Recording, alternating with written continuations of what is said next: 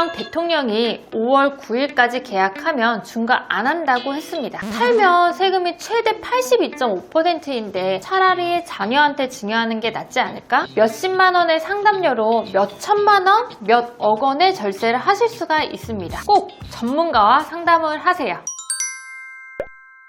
안녕하세요. 자산을 지키는 장미세무사의 절세정원입니다. 오늘은 조정대상 지역이 나한테 어떤 영향을 주는지, 그리고 지금 당장 할 수 있는 5가지 전략을 하나하나 정리해 드릴게요. 지금 바로 시작합니다. 먼저 조정대상 지역이 뭔지부터 알아봐야죠. 조정대상 지역은 정부가 부동산 시장 과열을 막기 위해서 지정한 규제 지역입니다. 혹자는 말하죠. 정부가 앞으로 오를 곳을 짚어준 지역이다. 2026년 1월 현재 서울 전역 25개구와 경기도 12개 지역이 지정이 되어 있어요. 서울은 전역 25개구가 모두 해당이 됩니다. 강남, 서초, 송파, 용산은 물론이고 강북, 은평, 노원 모두 다 포함이에요. 경기도 12곳은 이렇습니다. 가천시, 광명시, 성남시 전체, 분당, 수정, 중원구, 수원시는 3개구, 영통구, 장안구, 팔달구, 권성구는 제외예요. 안양시는 만안구, 동안구 중 동안구만 포함이 되었고요. 용인시는 처인구, 기흥구, 수지구 중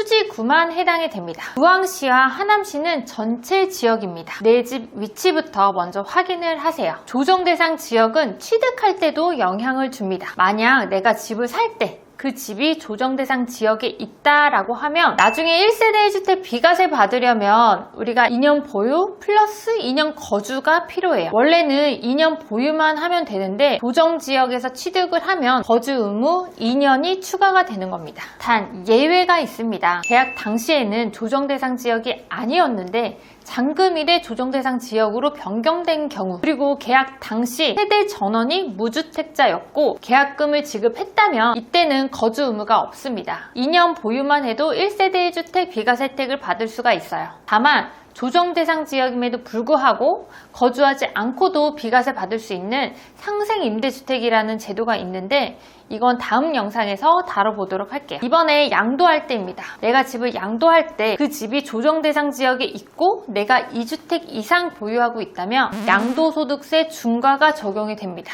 1편에서 보셨죠? 2주택자는 기본세율의 20%포인트, 3주택 이상자는 30%포인트, 게다가 장기보유 특별공제도 전부 없어집니다. 중요한 건 취득할 때는 조정대상 지역이 아니었는데 양도할 때 조정대상 지역으로 바뀐 경우 도 중과가 적용된다는 겁니다. 예를 들어서 2023년에 경기도 용인 수지구에 있는 집을 샀는데 그때는 조정대상 지역이 아니었단 말이에요. 그런데 2026년 지금 팔려고 보니 조정대상 지역으로 지정이 됐다. 그럼 중과가 적용이 되는 겁니다. 정리하면 취득 시에 조정대상 지역이었다 라고 하면 2년 의무 거주를 해야지 비과세 혜택이 있다. 양도 시에 조정대상 지역이고 2주택 이상이면 중과를 과세한다. 이 2가지만 기억을 하세요. 자, 이제 내가 중과 대상인지 확인해 봅시다.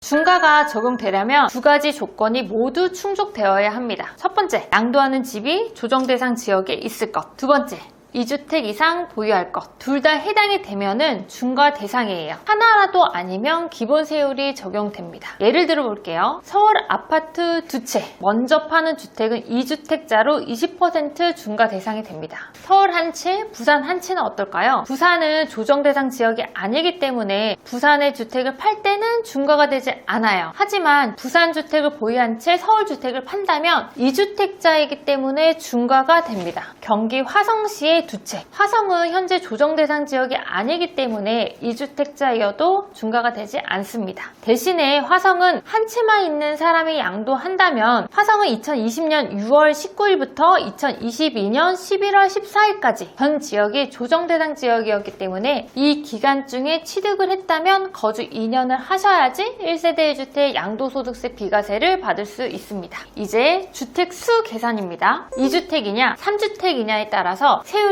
10% 10%포인트 차이가 나니까 정확하게 세는 게 정말 중요해요. 포함하는 것부터 볼게요. 첫 번째, 일반 주택, 아파트, 빌라, 단독주택 당연히 포함이 되겠죠. 두 번째, 조합원 입주권. 주택은 아니고 입주할 수 있는 권리지만 주택을 셀 때는 주택으로 보게 됩니다. 세 번째, 분양권. 2021년 1월 1일 이후 취득한 분양권은 역시 주택수에 포함이 되지만 2026년 현재 2021년 전에 취득한 분양권은 거의 없으니까 99% 분양권은 주택수에 포함된다고 봐야겠죠. 네 번째, 주거용 오피스텔. 오피스텔은 주거용으로 사용할 수도 있고 상업용으로 이용할 수도 있습니다. 세입자가 주소를 옮기지 않았어도 실제로 주거용으로 사용하고 있으면 주택으로 보게 되는 겁니다. 그렇다면 주거인지 상업용인지 모호할 때는 어떻게 될까요? 용도가 분명하지 않은 경우로 보아서 공부상의 용도로 판단을 하게 되는데 오피스텔은 공부상 업무용이 됩니다. 하지만 가장 중요한 것은 실질에 따라 판단하기 때문에 실사가 나가게 되니 상업용으로 사용하고 있다는 증빙을 사진 등으로 꼭 확보해 놓는 것이 중요합니다. 제외되는 것도 있습니다. 첫 번째, 상업용 오피스텔. 주거용이 아니니 당연히 제외가 되겠죠. 두 번째, 분양권. 말씀드렸다시피 2020년 12월 31일 이전에 취득한 분양권은 제외가 되고요. 상가, 토지 당연히 제외가 되겠죠. 자, 이제 가장 중요한 부분입니다. 지금 당장 할 수 있는 5가지 전략 하나씩 알려드릴게요. 전략 1, 5월 9일 전에 계약을 체결하는 겁니다. 1편에서 말씀드렸죠. 이재명 대통령이 5월 9일까지 계약하면 중과 안 한다고 했습니다. 즉 5월 9일 이전에 계약서 쓰시고 계약금까지 수령하면 끝이에요. 잔금은 나중에 쳐도 됩니다. 단 증빙이 중요합니다. 계약서 날짜 5월 9일 이전, 계약금, 입금 내역도 5월 9일 이전, 토지거래 허가구역은 허가 신청 접수, 이 3가지 꼭 챙기세요. 나중에 세무서에서 증빙 요구합니다. 전략 두 번째, 매도 순서 최적화입니다. 중과가 부활된 후에 매도를 하신다면 양도 차익이 작은 주택부터 파세요. 왜냐면 3주택자일 때 팔면 30%포인트 중과가 되는데 한 채 팔아서 2주택자가 되면 20%포인트로 줄어드는 거잖아요. 그럼 차익이 작은 집을 3주택자 일 때 팔아서 2주택을 만들고 차익이 큰 집을 나중에 파는 것이 유리하게 됩니다. 전략 세 번째, 증여를 하거나 양도를 하거나 시뮬레이션을 해보는 겁니다. 팔면 세금이 최대 82.5%인데 차라리 자녀한테 증여하는 게 낫지 않을까? 이런 생각을 하실 수 있어요. 하지만 조심하셔야 됩니다. 증여세도 만만치가 않아요. 10억 원짜리 집을 증여하게 되면 증여세만 2억 4천만 원이 나오고요. 다주택자인 직계 존속으로부터 공시지가 3억 원 이상의 주택을 증여받았을 때는 취득세가 무려 13.4%가 적용이 됩니다. 게다가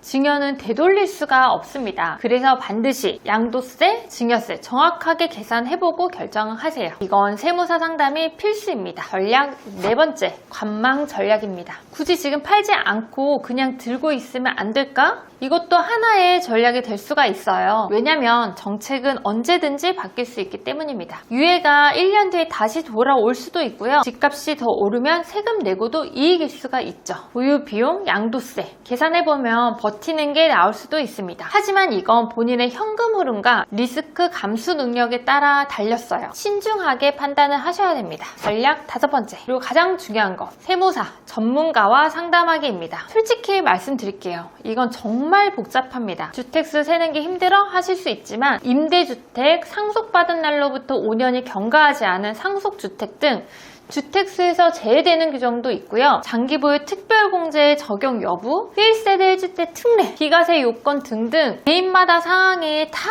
다릅니다. 그래서 전문가 상담이 꼭 필요해요. 특히 이런 분들은 필수입니다. 3주택 이상 보유, 양도차익 5억 원 이상, 조합원 입주권 보유, 그리고 증여나 양도 중에서 고민하시는 분, 몇십만 원의 상담료로 몇천만 원, 몇억 원의 절세를 하실 수가 있습니다. 꼭 전문가와 상담을 하세요.